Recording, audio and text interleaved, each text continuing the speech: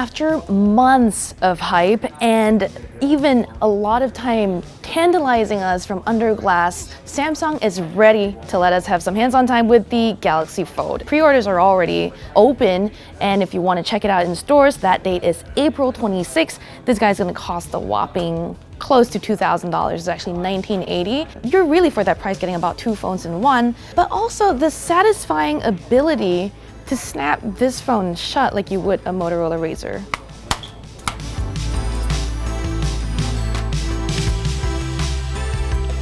One of the things that people were most concerned about with this 7.3-inch display was whether the crease would be visible, and you can tell that there is, but it's not really too obstructive. It's kind of like reading a book that has a folded page. It's not going to prevent you from getting the information that you need. The other issue that people were concerned with is that when this phone folds, it doesn't actually close all the way. There is definitely a noticeable gap. You can actually sort of slide a credit card through. Not really though, because on the right end over here, on the shut end, it actually does close and is held together by pretty strong magnets. In fact, strong enough that prying it open is something you want to definitely try to do with two hands. The reason I keep triggering Bixby, by the way, is because my thumb keeps hitting this button over here. This is a fingerprint sensor embedded into the side of the phone, but also is the Bixby button. It is remappable, just like it is on the Galaxy S10 and S10 Plus, but you can't use it to summon other assistants. You can just use it to launch another app, like say Uber or your camera. Size-wise, this is how the Fold compares with the Galaxy S10 Plus on the right over here. This is basically about half of it, but then folded, it's a lot skinnier, but about the same height. And it's called an advanced composite polymer material that the panel is made from, because it's not glass, so that it can bend, and it's not that much different from glass. It's maybe just a little less bright and stunning, but I still haven't really noticed an issue with, screen clarity, save for the pretty obvious crease. There's also a USB-C charging port at the bottom, although you will notice there is no headphone jack anymore. On the side, there are other buttons like the power, the volume rocker. The reason the fingerprint sensor is on the side here is pretty clear. They couldn't squeeze a fingerprint reader under the screen like they did with the Galaxy S10, and probably don't want to put it on the back of the phone to smear up the camera back there.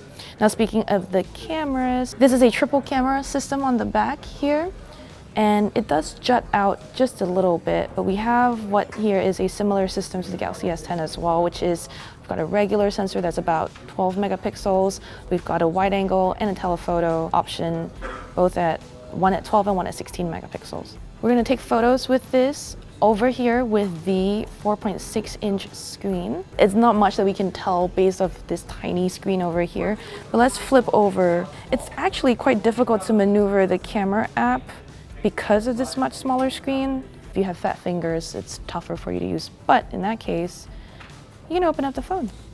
And there you go. This feature that I just showed you is called app continuity, where if you've used one phone on the smaller screen, all you have to do is open up the Fold and it will launch it in the full screen experience. Samsung did say that this will be compatible with most Android apps, because Android did announce support for foldables as an interface late last year on the time of Samsung Developer Conference. This aspect ratio is also probably going to be great for watching things like YouTube, which let's take a look. So that's where the crease kind of gets a little annoying. It's not as obvious in a dark scene like that, but once it gets to a brighter setting, the crease becomes a bit more obvious. Another thing this aspect ratio is nice for is taking bigger photos. This full screen selfie experience is something I am fully on board with. You can do a wider angle lens with this setup up front. Use live focus if you want to. So basically, the experience we're already used to on the Galaxy S flagships, but Samsung's managed to make it work on a bigger screen. One of the biggest use cases for a screen that's this big is you can split up to 3 apps on it at once and multitask like a pro. You notice that these are resizable, but the apps on the right column, you don't have necessarily a lot of room to play with. Overall, the phone feels zippy right now. It's got no problem jumping between a YouTube video, the camera, picture-in-picture. It's just not slowing down yet. It's a brand new phone, of course, so and we've not really pushed it very hard either, so it's no surprise that it breezes right by. So this phone is powered by a Snapdragon 855 processor, same as the one that you will find on the Galaxy S10 and S10 Plus. This is also powered by a dual battery setup that has half of its battery on the right side and half on the left side, and they add up to about 4,000-ish milliamp hour on the battery. Now this is a really expensive phone, right? So to protect your investment, Samsung is giving you 2 cases within the box. Now this particular case is made of Kevlar, which should provide a lot of protection, and as you can see, when they're both snapped on, the hinge is still exposed, so it doesn't obstruct your folding or unfolding of the phone. And when you've got it completely open on the back, this is what the phone looks like. I'll admit, I was really skeptical about the Galaxy Fold when I first saw it at Samsung's developer conference late last year, but after just playing with it for about half an hour, I'm surprised. It feels refined, it feels sturdy, it feels like there could be a lot of good use cases for it.